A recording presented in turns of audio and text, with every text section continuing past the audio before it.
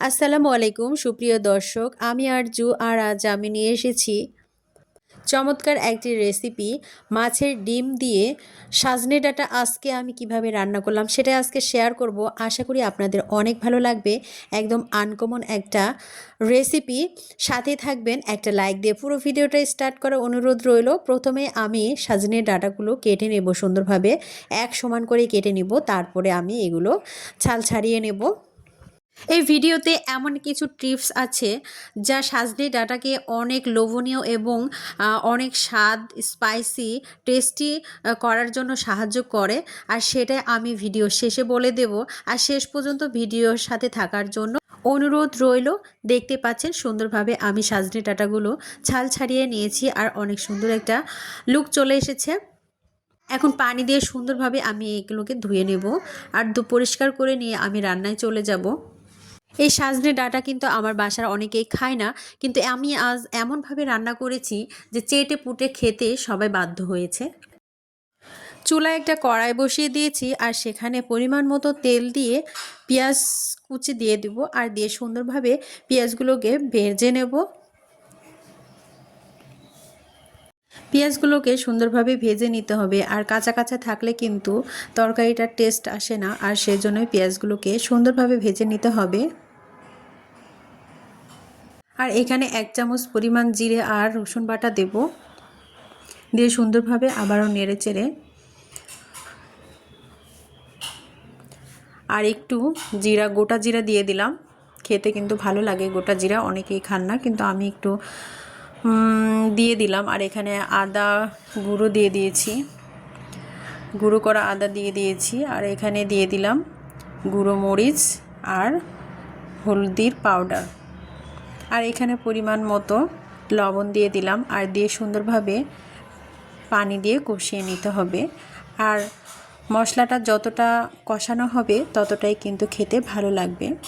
যখন মশলাটা থেকে একটু তেল ছড়িয়ে উপরে উঠে আসবে আর তখনই কিন্তু মশলাটা কষানো হয়ে যাবে।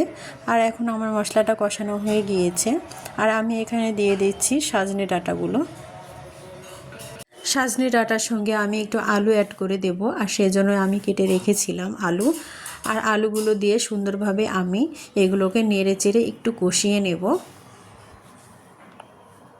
মশলার উপরে তরকারিটা যতটা কষানো হবে ততটাই কিন্তু স্বাদ লাগবে, আর সেজন্য আমি সুন্দরভাবে নাড়াচাড়া করে কষিয়ে নিচ্ছি।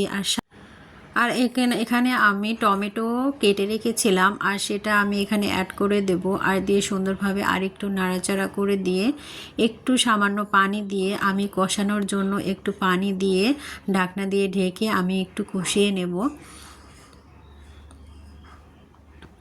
সামান্য পানি দিয়ে দেব, বেশি না, কষানোর জন্য আর কি। দিয়ে সুন্দরভাবে আমি ঢাকনা দিয়ে ঢেকে কষিয়ে নেব। ভিডিওর এ পর্যন্ত যারা চলে এসেছেন অবশ্যই একটা লাইক দিয়ে পুরো ভিডিওটি স্টার্ট করার অনুরোধ রইল। আর এখানে আমি মাছের ডিম নিয়েছিলাম, আর সেখানে আমি মাছের ডিমটা সুন্দরভাবে পরিষ্কার করে নিয়েছি, আর নিয়ে এটা গরম পানিতে সেদ্ধ করে নেব।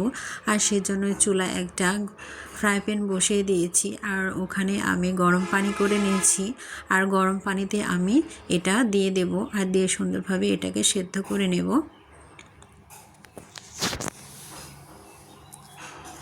আমার চ্যানেলে যারা নতুন চলে এসেছেন অলরেডি অবশ্যই চ্যানেলটি সাবস্ক্রাইব করে দিয়ে পাশে থাকবেন, আর পাশে থাকা বেল নোটিফিকেশান অল করে রাখবেন, তাহলে আমার নিত্য নতুন ভিডিও পৌঁছে যাবে সবার আগে আপনার কাছে।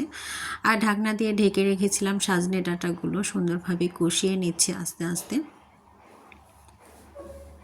আর এদিকে ডিমটা আমি সেদ্ধ দিয়েছি, আর ডিমটা সেদ্ধ হয়ে গেলে আমি ওটাকে রান্না করে নেব। আর দেখুন মাছের ডিমগুলো অনেক সুন্দরভাবে সেদ্ধ হয়ে গিয়েছে, কালারটা অনেক সুন্দর এসেছে, একদম গরম আছে। তারপর আমি একটু ঠান্ডা করে নেব, আর ঠান্ডা করে নেওয়ার পরে কিন্তু আমি এটা বড়া তৈরি করব।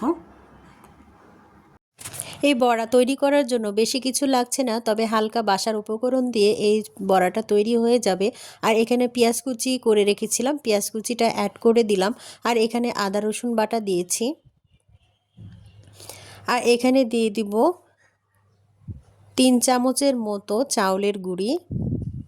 আপনারা ময়দাও দিতে পারেন, তবে চাউলের গুঁড়িটা দিলে একটু ক্রিস্পি হবে।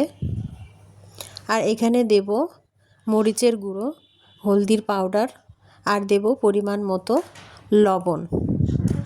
স্বাদ মতো লবণ দিয়ে সুন্দরভাবে এগুলোকে মেখে নেব। আর কিছুই লাগছে না, আপনারা অনেক কিছু অ্যাড করতে পারেন, তবে আমি সিম্পল উপায়ে এটা রান্না করে নেব, কারণ এটা তো সজনে ডাঁটার ঝোলে দেব, আর সেজন্য আমি বেশি কিছু এখানে অ্যাড করলাম না। সমস্ত উপকরণগুলোকে ভালোভাবে মেখে মথে নিতে হবে। আর শেষের দিকে আমি একটা ডিম অ্যাড করে দিলাম, আর ডিমটা দিলে কিন্তু খেতে ভালো লাগে, আর সেজন্যই আমি এখানে ডিমটা দিয়ে আবারও ভালোভাবে মেখে নেব।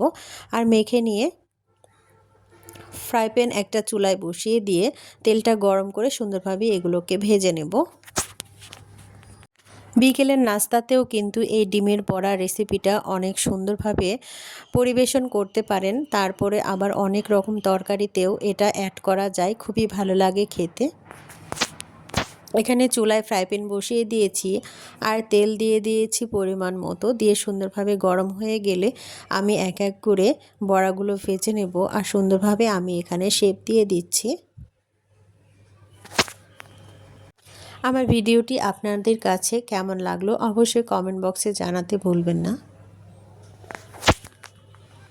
সমস্ত বড়াগুলো আমি উল্টে পাল্টে সুন্দরভাবে মচমচে করে ভেজে নেব। অনেকেই আছেন রান্নার কাজে অনেক নতুন আছেন, অবশ্যই পুরো ভিডিওটা ওয়াচ করলে আপনারা সুন্দরভাবে বুঝতে পারবেন, কারণ প্রত্যেকটা স্টেপ আমি অনেক সুন্দরভাবে ভিডিও দ্বারা বুঝিয়ে দিয়েছি। গরম তেলে অল্প আছে আমি এটাকে ভেজে নিচ্ছি। আর এখানে কষিয়ে রাখা সজনে ডাঁটাগুলো আমি সুন্দরভাবে আবারও নাড়াচাড়া করে দিয়ে আবারও পানি অ্যাড করে দিয়ে এখানে আমি ঝোল রান্না করব, আর সেজন্যই আমি আবারও কষিয়ে নিয়ে পানি অ্যাড করে দেব।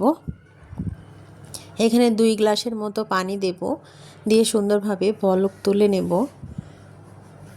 খেতে কিন্তু খুবই ভালো লাগে এইভাবে। আবারও একটু নেড়েচেড়ে ঢাকনা দিয়ে ঢেকে আমি রান্না করে নেব এটাকে। আর এইদিকে বড়াগুলো আমি ভেজে নেব। যখনই তরকারিটার বলক এসে যাবে তখনই কিন্তু বড়াগুলো আমি এখানে ভেজে রাখা বড়াগুলো অ্যাড করে দেব। আর সেজন্য আমাকে আগে বড়াগুলো তৈরি করে নিতে হবে। অনেকেই আমরা কি করি, ডালের বড়া দিয়ে কিন্তু আমি এরকম করে অনেকেই খেয়ে থাকে। তবে এরকম মাছের ডিম যদি থাকে তাহলে এভাবে রান্না করে অনায়াসে খেয়ে নিতে পারেন। সুন্দরভাবে আমি উল্টে পাল্টে ভেজে নিচ্ছি মাছের বড়াগুলো।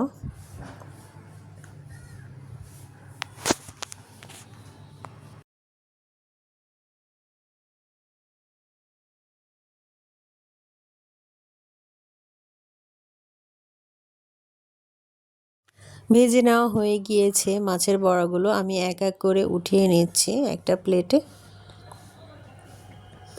একদম মচমচে করে আমি ভেজে নিয়েছি।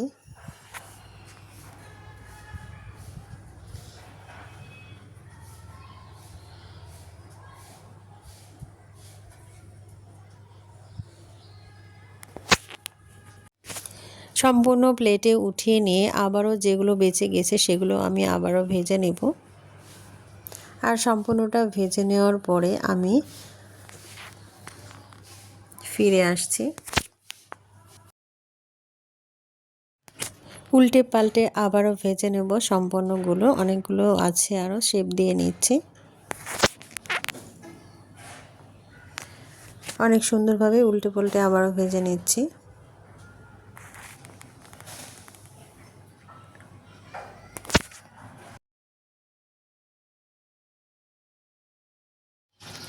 চুলায় অলরেডি তরকারির বলক উঠে গেছে, দেখুন কতটা সুন্দর হয়েছে, একদম লোভনীয়। এই বলকের উপরেই কিন্তু আমি এই মাছের বড়াগুলো দিয়ে দেব, আর দিয়ে খানিকক্ষণ একটু জাল করে নেব, তাহলেই কিন্তু এটার সঙ্গে সেট হয়ে যাবে। আর খেতে কিন্তু খুবই ভালো লাগছিল, অবশ্যই ট্রাই করবেন আপনারাও, ভালো লাগবে খেতে।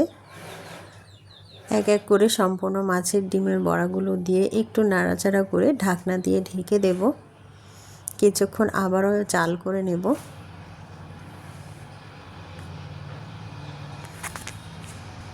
দেখুন কতটা সুন্দর একটা কালার চলে এসেছে, খুবই ভালো হয়েছিল খেতে। আপনারাও ট্রাই করবেন এভাবে, খুবই ভালো লাগবে।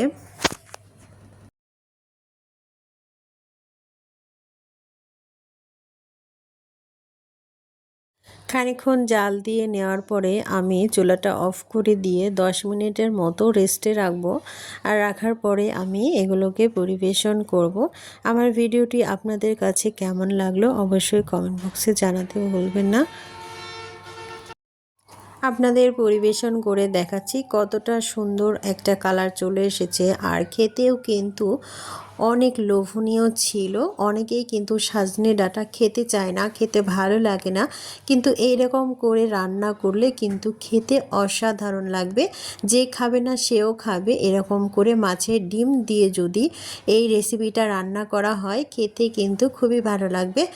সবাই ভালো থাকবেন, সুস্থ থাকবেন, সকলের সুস্বাস্থ্য কামনা করে এখানে বিদায় নিচ্ছি। আবারও দেখা হবে নেক্সট কোনো ভিডিওতে।